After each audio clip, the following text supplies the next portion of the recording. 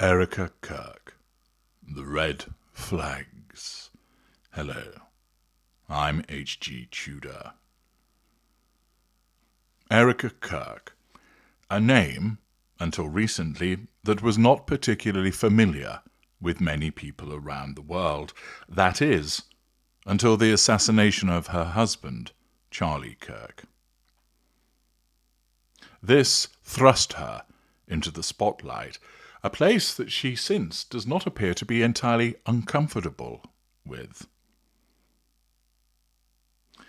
Following her sudden prominence, a number of eyebrows were raised as a consequence of some of her behaviours, most notably the release of a video showing her sobbing over the body of her late husband. Performative acting, cried some. Narcissistic self-absorption, muttered others. Simply the grief of a widow, defended yet other groups. As I explained at the time, such behaviour was certainly narcissistic. However, it did not mean of itself that Erika Kirk is a narcissist. After all, it was an isolated incident which could be driven by inherent narcissism or simply the effect of grief causing her to act in this particularly narcissistic fashion. But she was not a narcissist. As I have repeatedly explained, you can't state from one act whether somebody is a narcissist or not. You must look at the evidence, you must look at the behaviours, and you must do so over a period of time. Time has passed, and there is now quite the list that has built up in relation to the suggestion that Erika Kirk may well be a narcissist, for the red flags are flying, and they are numerous.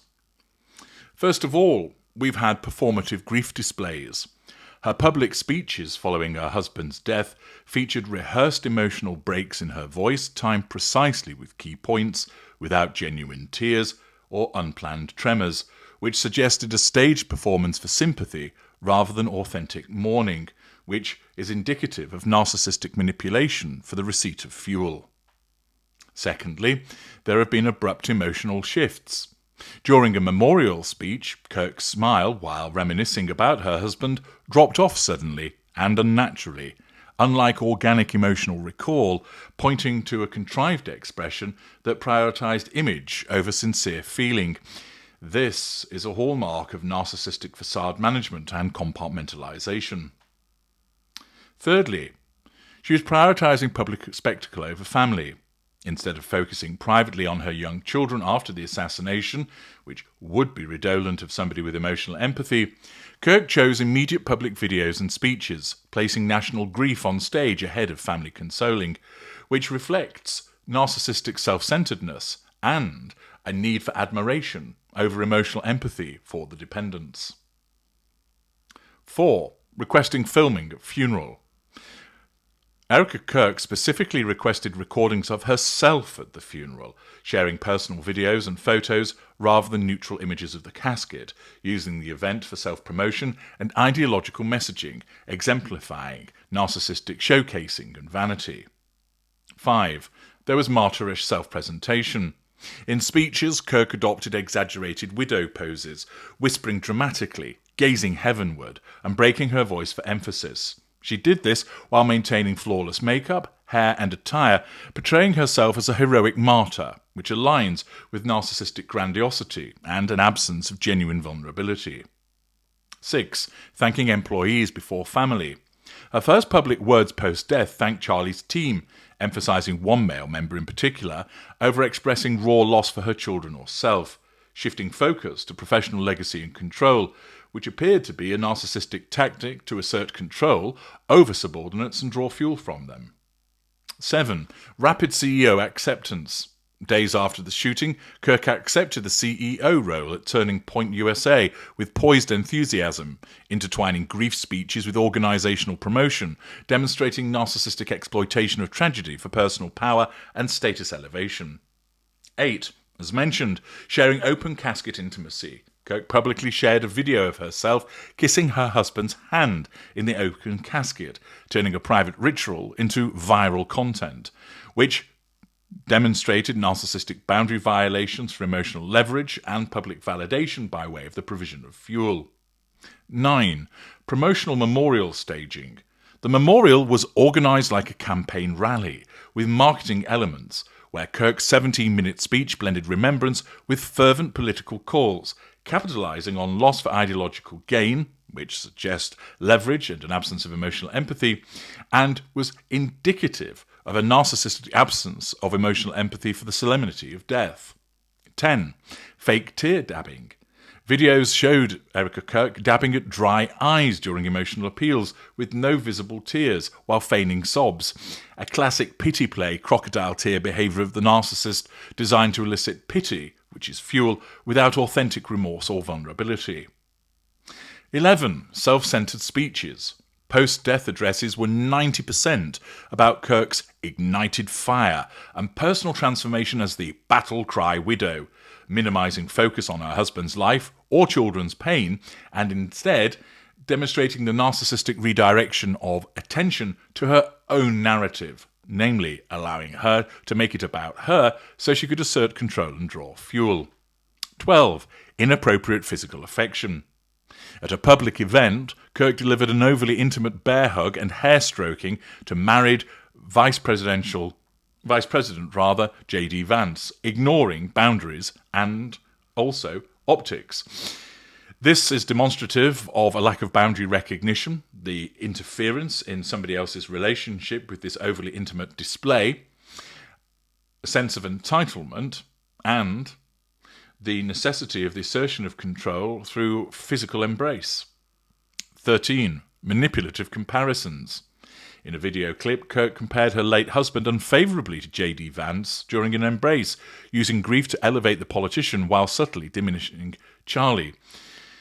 Kirk, this is another narcissistic ploy for leverage and is inserting herself as the emotional arbiter, demonstrating grandiosity. 14. Demanding unreciprocated relationship roles. Pre-death advice from Charlie Kirk demanded men lead, provide and love unconditionally, while offering no equivalent commitment or obedience from women. This was a message that was also replicated by Erika Kirk, and this exemplified for her one-sided entitlement in interpersonal dynamics. 15.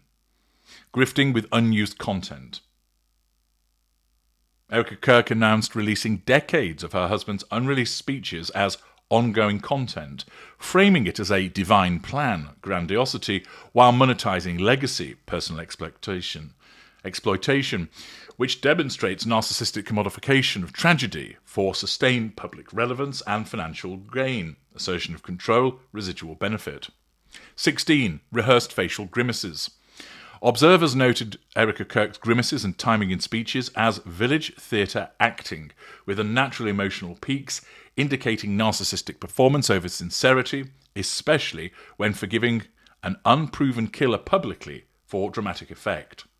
17. Political manipulation of grief. Erika Kirk's rhetoric accused radical left forces without evidence, using her widowhood to fuel partisan outrage and Turning Point USA recruitment. This is a narcissistic use of personal loss to amplify her influence and victim status. 18. Ignoring family isolation. Reports indicate that Charlie Kirk's parents refused contact with Erika Kirk, yet she continues high-profile appearances without addressing familial rifts. This is demonstrating that she would much rather prioritise public persona over reconciliation, which is demonstrative of an absence of emotional empathy. 19. Awkward Trump interaction. At the memorial, Erika Kirk threw herself at Donald Trump for comfort, but he recoiled. Her persistence despite rejection highlights a narcissistic need for validation, i.e., the necessity of the assertion of control and the receipt of fuel from a power figure such as Donald Trump, disregarding any form of discomfort or propriety. 20. Deflecting criticism as judgment.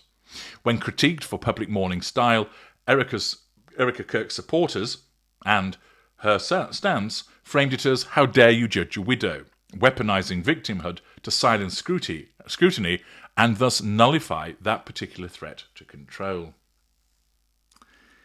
As time has passed, you have seen numerous instances of narcissistic indicators on the part of Erika Kirk. I've just listed 20 there, which shows that those red flags are flying, and they're flying high.